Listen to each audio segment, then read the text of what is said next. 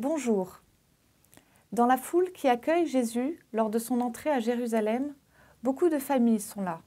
Des enfants aux grands-parents, tous veulent voir, toucher ce prophète pas comme les autres.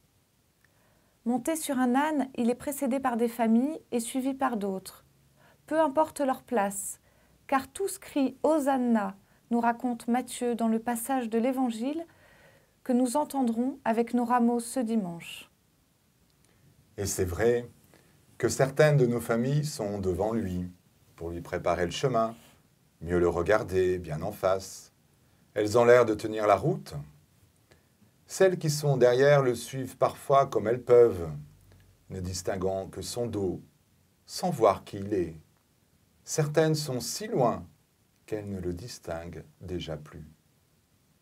D'autres sont reparties avec des enfants qui pleurent, avec des adolescents qui, de toute manière, ne voulaient pas venir, ou parce qu'elles ne pouvaient pas laisser leurs vieux parents trop longtemps seuls.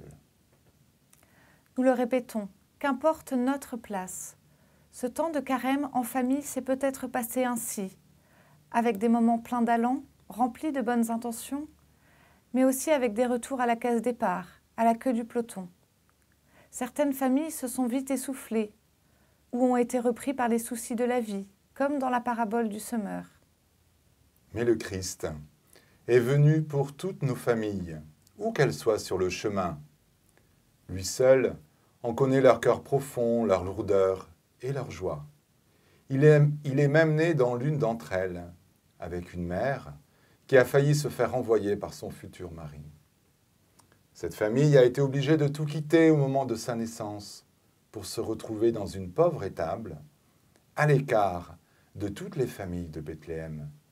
Il leur a fallu en plus fuir leur pays, devenir des émigrés en Égypte, par peur de la folie d'un roi. 30 ans de vie cachée dans une famille ordinaire pour apprendre à devenir un homme, quel mystère de bienveillance de Dieu pour toutes nos familles. Dans ce chemin qui nous mène à célébrer la joie de Pâques, demandons à Jésus de nous donner son regard de bienveillance sur nos familles, nous qui sommes parfois si durs entre nous. Qu'il change celui que nous portons aussi sur les autres familles, celles qui ont quitté le chemin, celles qui n'arrivent plus à avancer, remplies de douleur, quelle qu'en soit la raison. Que cette semaine soit une occasion de chercher ensemble, du plus petit au plus grand, les mots et les actes de bienveillance à poser les uns pour les autres. Regard de bienveillance et aussi regard d'espérance, parce que par sa croix et sa résurrection, nous avons été relevés, sauvés. Enfin, regardons la grande famille que nous formons en Église. Regardons le Christ qui s'est fait son serviteur en lavant les pieds de ses disciples. C'est dans cet esprit que nous voulons être au service de toutes les familles en respectant le chemin de chacune. D'avance, Bonne fête de Pâques en famille.